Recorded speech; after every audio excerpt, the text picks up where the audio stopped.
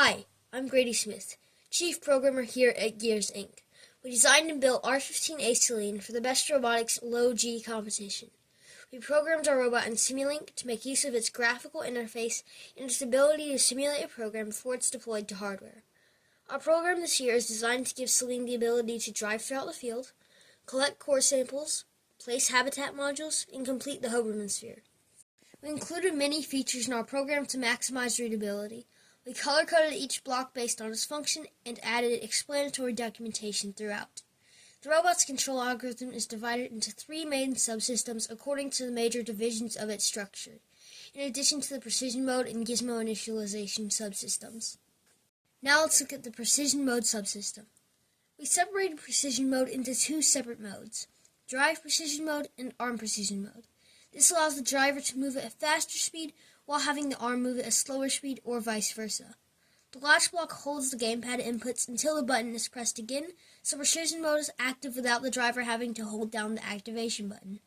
It then sends the output to the go-to block, which then sends it to the from block at each precision mode in the separate subsystems.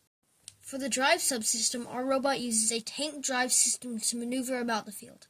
We use a joystick to control each drive motor.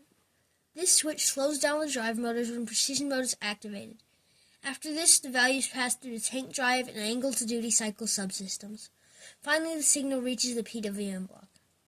Now let's take a look at the habitat module dispenser subsystem. We use the left trigger and left shoulder buttons on the gamepad to control our robot's habitat module dispenser. The gamepad inputs are fed into both servo controllers, so each button controls both servos.